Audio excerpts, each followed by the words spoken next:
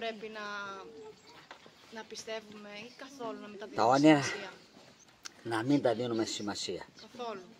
Διότι σαν πνεύματα που είμαστε εμείς, πνεύματα είναι και τα δαιμόνια, έτσι δεν είναι? Όταν κοιμάται ο άνθρωπος, του προβάλλει εκεί ό,τι θέλει και ο άνθρωπος, αν δεν προσέξει, μπορεί να πλανηθεί.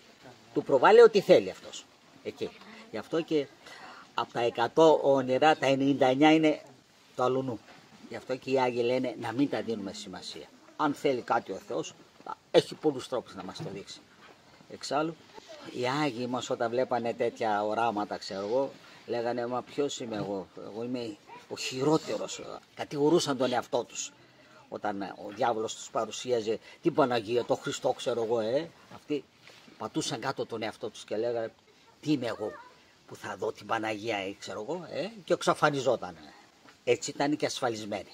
Ενώ πολλές φορές ακούω, ιδίως από γυναίκες, είδα την Αγία Παρασκευή, είδα τον Άγιο Γιώργη, είδα. Τι είδες καημένοι? Τον διάβολο είδες. Ο οποίος έχει τη δυνατότητα να μετασχηματίζεται και να παίρνει οποιαδήποτε μορφή θέλει. Και τη βλέπεις και φουσκώνει, ξέρεις ποια είμαι εγώ? Ξεράδια. Και τι πρέπει να πούμε εκείνη την ώρα? Ότι εγώ δεν είμαι άξιος να δω τίποτε. Θεέ μου, φώτισέ με το σκοτάδι της ψυχής μου.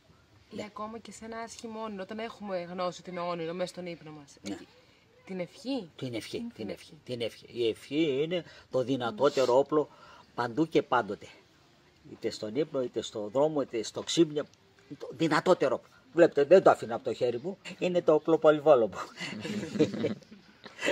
Ξέρετε τι γίνεται εδώ με τα δαιμόνια τώρα? Ξέρετε τι γίνεται? Πανηγύρι. Τώρα. Ακριβώς. Όλα τα δαιμόνια από τον Μπέλες είναι εδώ τώρα. Στο βουνό θα πάνε, εδώ θα έρθουν. Στα μοναστήρια θα πάνε, στις εκκλησίες θα πάνε. Γέροντα, δηλαδή αυτό που λένε μερικοί άνθρωποι, ας πούμε, είδα αυτόν τον Άγιο και τον έχω προστάτη, τον πιστεύω, τον κάνω, τον ακολουθώ. Είναι λάθος? Στον ύπνο τους πάλι που τον έχουν δει. Δεν μπορούμε εντελώς να το κλείσουμε αυτό. Υπάρχουν περιπτώσεις και οι Άγιοι που λένε 100, να ξέρω εγώ, τον μίλησε το ένα, αλλά πρέπει να είμαστε πολύ προσεκτικοί.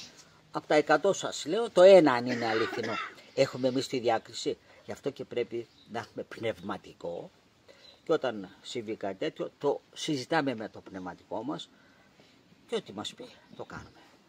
Δεν το παίρνουμε σαν δεδομένο ότι εγώ είδα τον Άγιο ή την Αγία και έρχεται μέσα. Όχι να το λένε με υπερηφάνεια. Από μέσα καλή μου, από εκεί ξεκινάει η υπερηφάνεια, δεν ξεκινάει απ' έξω. Τον έχεις το τουπέ και ότι εγώ είδα αυτήν, ξέρω εγώ, τον Άγιο, την Αγία. Αρχίζει μέσα και φουσκώνει σαν το γλάρο. Και άντε μέσα μετά να τον πατήσεις κάτω. Ξέρεις ποιος είμαι εγώ και ξέρεις. Μπορεί να μην τα λες με τα λόγια, αλλά μέσα εκεί γίνεται η ζημιά. Γι' αυτό είναι καλύτερα που είμαι ανάξιος να δω την Αγία ή τον Άγιο.